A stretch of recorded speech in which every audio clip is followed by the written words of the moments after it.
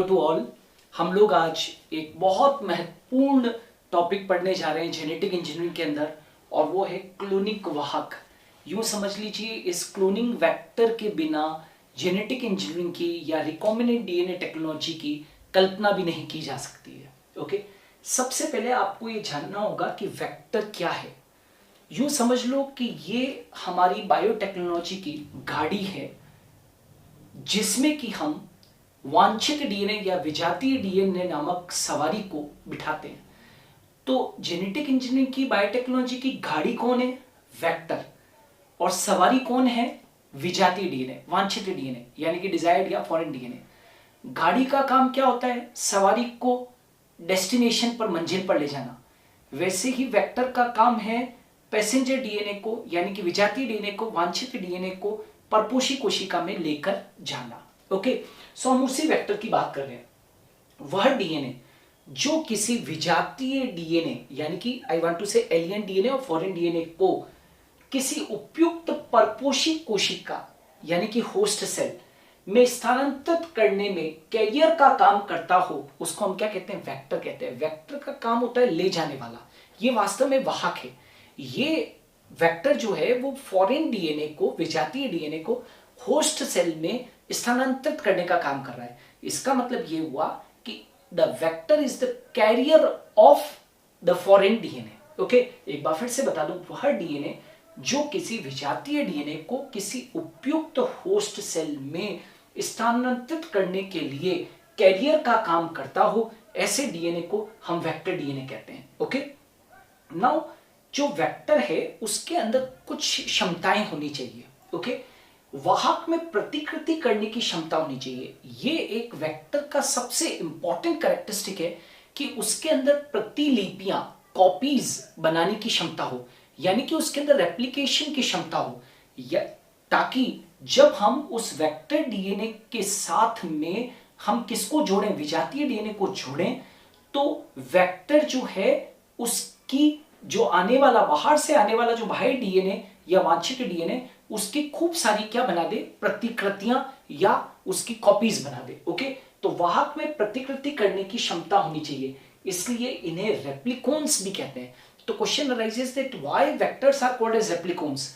वाहकों को हम रेप्लिकोन्स क्यों कहते हैं? क्योंकि इनके अंदर प्रतिकृतियां बनाने की, कॉपीज बनाने की क्षमता होती है। ओके, मतलब मैं इसके साथ में जब विजातीय डीएनए को जोड़ूंगा तो उसकी भी कॉपीज बन जाएगी, क्योंकि इसके अंदर एप्लीकेशन का पावर है। अब ध्यान रखो, अधिकतर विजातीय डीएनए मतलब फॉरेन डीएनए में स्वतंत्र रूप से प्रतिकृति करने की क्षमता नहीं पाई जाती है। कभी भी विजातीय डीएनए में रेप्लिकेशन की क्षमता नहीं होती है, राइट? तो फिर उसकी कॉपीज कैसे बनाएंगे?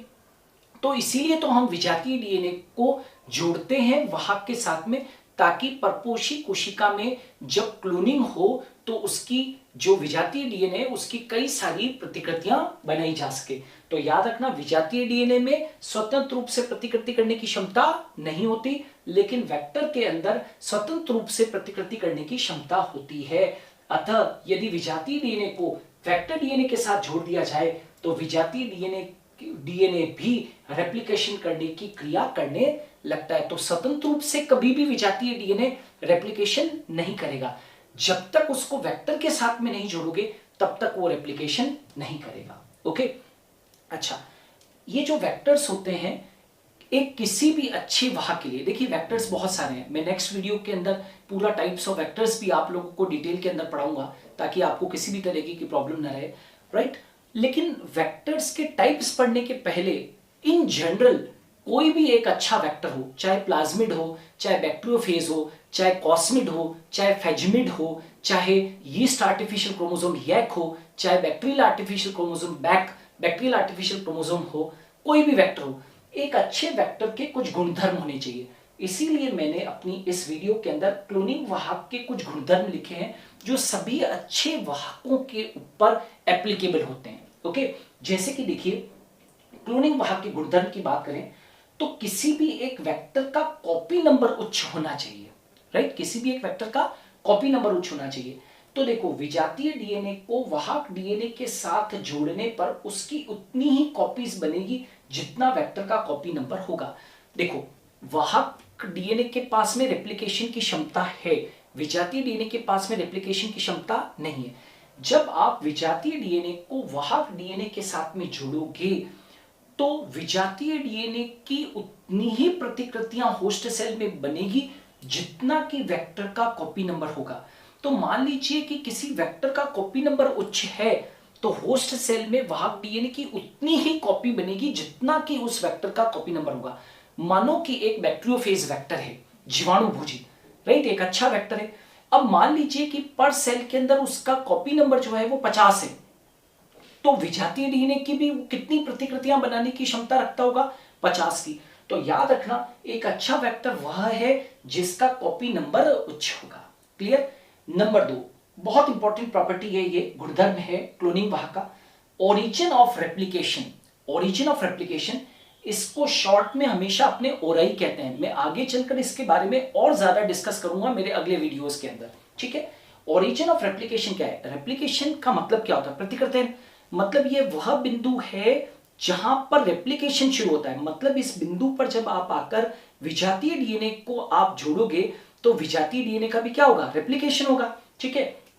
तो ओरिजिन ऑफ रेप्लिकेशन क्या है? यह वह अनुक्रम है, मतलब it is a sequence found in the vector. यह वह सीक्वेंस है, अनुक्रम है, जहां से रेप्लिकेशन शुरू होता है। मतलब वेक्टर के अंदर रेप्लिकेशन की क्षमता है, लेकिन वेक्टर रेप्लिकेशन की क्षमता किस सीक्वेंस के कारण रखता है? इस सीक्वेंस के कारण, जिसको कि हम क्या कहते हैं? ओराई कहते हैं। और जब इस अनुक्रम से, मतलब वेक्टर की जब इस ओरिजिन ऑफ रेप्लिकेशन सीक्वेंस से विजातीय डीएनए जुड़ेगा तो परपोषी कोशिका में उसकी भी कॉपीज क्या हो जाएगी? बन जाएगी। मतलब ये वेक्टर के अंदर वह बिंदु हुआ जो रेप्लिकेशन की क्या करता है? शुरुआत करता है। ओके, अच्छा याद रखना, this sequence is also responsible for controlling copy number of the linked DNA. देखो, वेक्टर का, हर एक वेक्टर का एक निश्चित क्या होता है? कॉपी नंबर होता है, ठीक है। और जब आप फॉरेन डीएनए को इस ओराई बिंदु के ऊपर आके जोड़ेंगे तो ये जो ओराई सीक्वेंस है, यानी कि ओरिजिन ऑफ रेप्लिकेशन सीक्वेंस है, ये जो बाहर से आने वाले लिंक्ड किए हुए डीएनए को, संलग्नित डीएनए की कॉपी नंबर को भी कंट्रोल करने की ये सीक्वेंस, यानी कि ओरिजिन ऑफ रेप्लिकेशन क्षमता रखती है। मतलब कि बाहर से आने वाले विजातीय डीएनए की कितनी कॉपीज होस्ट सेल में बनेगी, इसका नियंत्रण भी इस वेक्टर की सीक्वेंस के पास में है और उसका नाम है ओरिजिन ऑफ रेप्लिकेशन। ओके, अब आ जाते हैं, इसमें एक थर्ड प्रॉपर्टी देखिए, इसमें आसानी से विजातीय डीएनए को लिंक किया जा सके।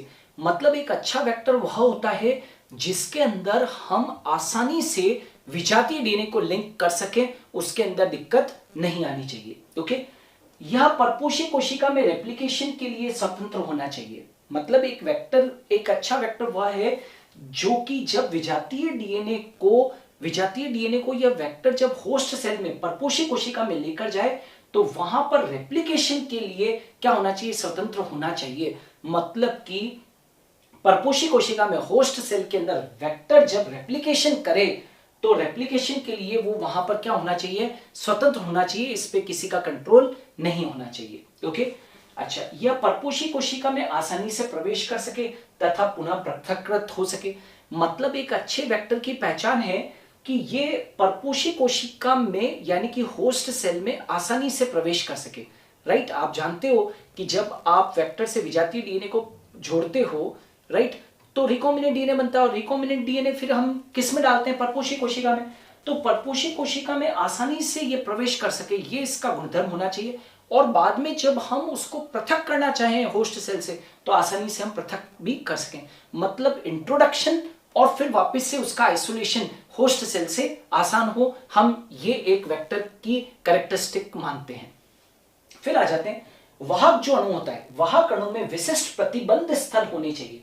मतलब there must be unique restriction site present in the vector, ठीक है ना। वाहक अणु में विशिष्ट प्रतिबंध स्थल होने चाहिए। अब क्वेश्चन अराइज होता है कि ये जो प्रतिबंध स्थल है इसका क्या फायदा?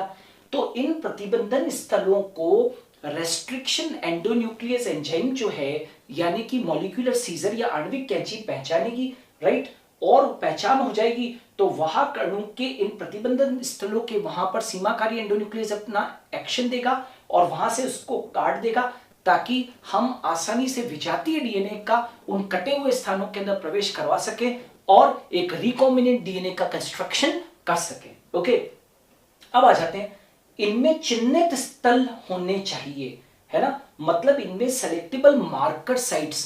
अब ये जो सेलेक्टेबल मार्कर साइट जो है चिन्हित स्थल, ये इतना आसान नहीं है ना, हम पूरा इसके ऊपर ये वर्ण योग्य चिन्ह जो है या चिन्हित स्थल जो है सिलेक्टेबल मार्कर साइट से, इनके ऊपर बिल्कुल बाकायदा अलग से वीडियो बनाएंगे, क्योंकि ये बहुत डिटेल्ड टॉपिक है और ये इतना जल्दी समझ में नहीं आएगा। अभी के लिए केवल इतना सा समझ लें कि किसी भी एक वेक्टर में चिन्हित स्थल होने चाहिए जो रूपांतरित कोशिकाओं के चयन में सहायक हो सके, मतलब the selectable marker sites are present in the vector and they are important for the selection of a transformed cell from a non transformed cell। यदि हम एक रूपांतरित कोशिका और अरूपांतरित कोशिका की पहचान करना चाहते हैं तो हमें इन मार्कर्स का यूज करना होगा, ठीक है। नाउ वेक्टर की साइज हमेशा कैसी होनी चाहिए, छोटी होनी चाहिए, ताकि उसमें आसानी से हेरफेर किया जा सके, क्योंकि हम जानते हैं कि मैनिपुलेशन, हेरफेर, जेनेटिक इंजीनियरिंग का दूसरा नाम ही मैनिपुलेशन है। तो यदि वेक्टर की साइज छोटी होगी तो उसमें आसानी से हम कोई मैनिपुलेशन कर पाएंगे। ओके, और वांछित डीएनए की अभिव्यक्ति के लिए, मतलब विजातीय डीएनए की अभिव्यक्ति के लिए वाहक में कुछ रेगुलेटर्स होने चाहिए, जैसे कि प्रमोटर्स, ऑपरेटर्स एक्सेट्रा, ठीक है। तो ये कुछ कैरेक्टरिस्टिक फीचर्स हैं किसके, एक क्लोनिंग वेक्टर के, जो आपको मालूम होने चाहिए। नेक्स्ट वीडियो के अंदर हम वेरियस टाइप के जो प्लाज्मिड्स, वेरियस टाइप के जो वेक्टर्स हैं इंक्लूडिंग प्लाज्मिड वगैरह, उनको भी हम लोग डिटेल्स के अंदर डिस्कस करेंगे। So please wait for the next video and if you want to take the screenshot of this video you can take, ताकि आप बायोटेक्नोलॉजी की सीक्वेंस में जो मैं वीडियो चला रहा हूँ आप नोट्स मेंटेन कर सकें। ये हमारा जो आज का वीडियो था वो पार्ट 13 था। Thanks a lot.